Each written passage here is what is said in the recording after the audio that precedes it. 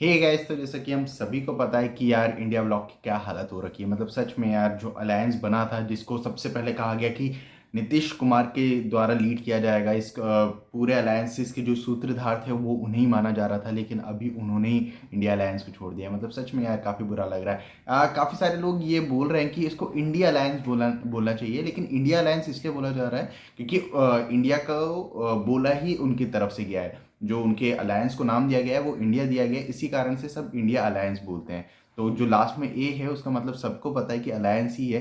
मैं ये इसलिए क्लैरिफाई कर रहा हूँ ताकि बाद में जाके कोई कंफ्यूजन ना हो। तो स्टार्टिंग में सबने माना कि नीतीश कुमार के द्वारा ये अलायंस बनाया गया है। नीतीश कुमार अगर नहीं होते तो ये अलायंस नहीं बनता, जो कि मैं भी ये मानता हूँ। अगर नीतीश कुमार ने वो अग्रेशन नहीं दिखाया होता स्टार्टिंग में, वही थे जो समाजवादी पार्टी को लेकर आए, ममता बनर्जी को लेकर आए, अरविंद केजरीवाल को इस अलायंस में लेके आए। लेकिन ये बात भी किसी से छुपी नहीं है कि खड़गे जी को पीएम का कैंडिडेट बनाने का जो प्रस्ताव था वो भी ममता बनर्जी और केजरीवाल के द्वारा ही लाया गया है। किसी भी पार्टी ने नीतीश कुमार को संयोजक बनाने का प्रस्ताव लाया ही नहीं। तो ये बोल देना कि सिर्फ उनके कहने पर आए थे, ये भी कहीं ना कहीं गलत होगा। सब अपने प्रोज एंड कॉन्स देखते हैं। पॉलिटिक्स चीज़ ही ऐसी होती है जिसमें कोई भी बिना फायदे के कुछ काम नहीं करता है।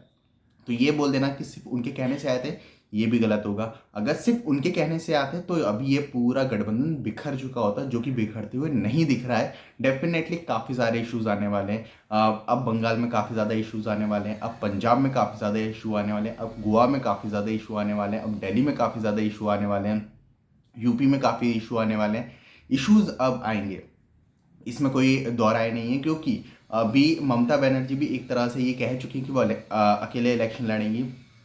पंजाब में फ्रेंडली फाइट होगी। डेफिनेटली दोनों अलग अलग इलेक्शंस लड़ेंगे, क्योंकि आपको बताना चाहूँगा कि अगर वो दोनों एक साथ मिलकर लड़ाई लड़ती हैं तो जो साध है, यानी SAD, शिरोमणि अकाली दल, उनको काफ़ी इजीली एक जगह मिल जाएगी, एक स्पेस मिल जाएगा इलेक्शन लड़ने के लिए। साथ ही साथ बीजेपी का भी एक अच्छा खासा राइज हो सकता है। तो मेरे ख्याल से एक अच्छा मूव होगा अगर ये फ्रेंडली फाइट लड़े तो। वहीं दूसरी तरफ केरला में भी एक फ्रेंडली फाइट ही होने वाली है। बंगाल में भी एक फ्रेंडली फाइट होगी, लेकिन वो फ्रेंडली फाइट कहने के लिए रहेगी, क्योंकि फाइट तो बायपोलर ही होगी, और वो होगी टीएमसी और बीजेपी के अगेंस्ट। तो कांग्रेस वहाँ लड़े या ना लड़े ज़्यादा फर्क नहीं पड़ेगा, लेफ्ट वहाँ लड़े या ना लड़े ज़्यादा फर्क नहीं पड़ेगा। तो जो भी मेजर सेंटर्स थे वहाँ पर ऑलमोस्ट सॉर्ट आउट हो चुका है। दिल्ली में भी अलायंस बन जाएगा, गोवा में भी अलायंस बन जाएगा, गुजरात में भी अलायंस बन जाएगा। तो ये कहने वाली बातें हैं कि काफ़ी ज़्यादा चीज़ें खराब हो गई हैं, काफ़ी ज़्यादा अलायंस के बीच में चीज़ें खराब होगी। मेरा ऐसा मानना है कि चीज़ें वैसी ही हैं जैसी थी, ज़्यादा कुछ डिफरेंस आया ही नहीं है, क्योंकि जब से अलायंस बना है तब से ही ये चीज़ें काफ़ी ज़्यादा स्पष्ट हैं। तभी से लोगों को पता है कि लगभग यही सारी चीज़ें होने वाली हैं। तो ऐसा कुछ है नहीं जो बहुत ज़्यादा कुछ चेंज हो चुका है। हाँ, अभी तक जो अलायंस है उन्होंने अपना नैरेटिव सेट नहीं करा, उन्होंने अपना पीएम कैंडिडेट डिक्लेयर नहीं करा, वो किस नारे के साथ किस माहौल को बनाएंगे वो डिक्लेयर नहीं करा, जो कि काफ़ी ज़्यादा खराब बात है।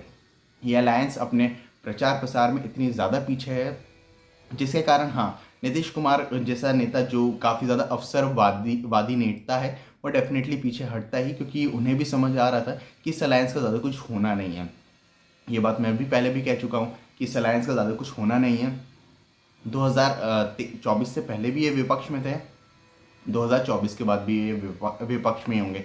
बीजेपी डेफिनेटली ये इलेक्शन काफ़ी इजीली जीते हुए दिख रही है फिलहाल तक। तो अगर आने वाले कुछ टाइम में कुछ ऐसा नैरेटिव बन जाता है जो बिल्कुल ही देश की काया बदल दे तो बात अलग है, लेकिन फिलहाल तो जो देखने को मिल रहा है उसके हिसाब से बीजेपी इलेक्शन जीते हुए ही दिख रही है। नीतीश कुमार गए हैं, डेफिनेटली काफ़ी बड़ा डेंट होगा, लेकिन ये डेंट आरजेडी के लिए काफ़ी ज़्यादा अच्छा होगा, क्योंकि अब आरजेडी को एक काफ़ी बड़ा स्पेस मिलने वाला है बिहार में। आरजेडी वैसे भी बहुत बड़ी पार्टी है। मतलब अगर हम विधानसभा के हिसाब से देखें तो वो पूरी विधानसभा में सबसे बड़ी पार्टी है। फिर चाहे आप बीजेपी की बात करो, जेडीयू की बात करो, कांग्रेस की बात करो, लेफ्ट की बात करो, सबसे बड़ी पार्टी जेडीयू आरजेडी ही है। और अभी उनको ही सबसे बड़ा स्पेस मिलने वाला है, और मेरे हिसाब से एक अच्छा कंपटीशन दे सकते हैं, क्योंकि जब से लालू प्रसाद यादव बाहर आए जेल के, एक सेंस देखने को मिल रहा है बिहार की पॉलिटिक्स में, जो कि काफ़ी ज़्यादा अच्छी बात है। और आरजेडी के लिए एक मोमेंटम बन रहा है। 2020 का इलेक्शन भी अगर आपको याद हो, तो तो एक आरजेडी के लिए मोमेंटम बना था। डेफिनेटली वो उनको 122 के आंकड़े के पार नहीं लेके जा पाए, लेकिन एक अच्छा खासा मोमेंटम बन गया था आरजेडी के लिए, जो कि काफ़ी अच्छी बात है। आरजेडी को काफ़ी फायदा होने वाला है। कांग्रेस का कुछ नहीं हो सकता। अब मैं ये बोल सकता हूँ, ऐसा कुछ नहीं कि मैं बहुत बड़ा कांग्रेस का फैन हूँ, लेकिन हाँ, ये कहना आप गलत नहीं होगा कि कांग्रेस का ज़्यादा कुछ हो नहीं रहा है। वो कुछ कर ही नहीं रहे हैं, क्योंकि सबसे बड़ी चीज़ें जो उनको करनी चाहिए थी वो कुछ कर ही नहीं रहे। उनको एमपी में बहुत कुछ करना था, उनको राजस्थान में करना था, उनको छत्तीसगढ़ में करना था, उनको यूपी में करना था, उनको महाराष्ट्र में करना था, उनको हिंदी बेल्ट बचानी थी। अगर वो हिंदी बेल्ट में अच्छा परफॉर्म करेंगे तो ही वो कुछ बड़ा कर पाएंगे, तो ही वो फाइट में रहेंगे। ये बात उनको कौन समझाए मुझे पता नहीं। दुनिया में किसी को भी आप पूछोगे उनको ये पता होगा, जिसको पॉलिटिक्स की समझ है, जिसको जिसको हिंदुस्तानी पॉलिटिक्स की समझ है। आप किसी से भी पूछोगे वो यही बोलेगा कि हिंदी बेल्ट में ही कांग्रेस को इम्प्रूव करना है, उसको आसाम में इम्प्रूव करना नहीं है, उसको साउथ में जाके इम्प्रूव नहीं करना है। वहाँ वो इम्प्रूव भी करेंगे तो भी वो इतनी ही सीट पर रहेंगे जितनी सीट पे अभी हैं। ज़्यादा कुछ डिफरेंस नहीं आएगा। उनको इम्प्रूव यहीं पर करना है, क्योंकि यहीं पे वो स्वीप हो रहे हैं। मतलब आप सोच के देखो, एमपी में 1 सीट आई थी, राजस्थान में 0 सीट आई थी। क्या हो रहा है मतलब? और यहाँ पर वो इम्प्रूवमेंट के लिए क्या कर रहे हैं? नकुल नाथ शायद इस बार अपना इलेक्शन वापस से निकाल दें, क्योंकि छिंदवाड़ा में जो कमलनाथ जी की जो पैठ है उस वो किसी से छुपी नहीं है। तो नकुल नाथ शायद अपना इलेक्शन जीता जाए। उसके अलावा एमपी में कौन जीत रहा है? मेरे ख्याल से तो कोई भी नहीं। राजस्थान में कौन जीत रहा है?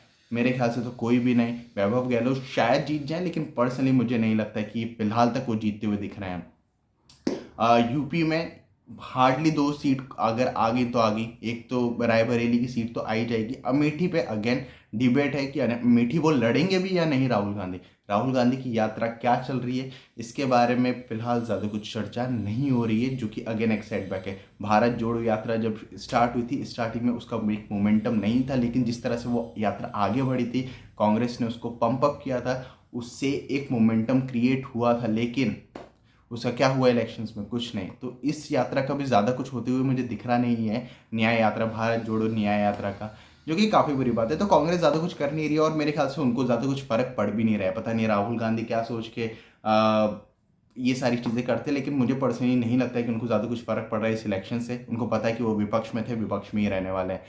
बाकी सारी पार्टी उसके अपने हित हैं, तो वो उनके बारे में सोच रहे हैं, लेकिन मेरे ख्याल से इंडिया ब्लॉक पे ज़्यादा कुछ असर पड़ेगा नहीं, क्योंकि वो वहीं हैं जहाँ वो पहले थे, और वो वहीं रहने वाले हैं जहाँ वो पहले थे।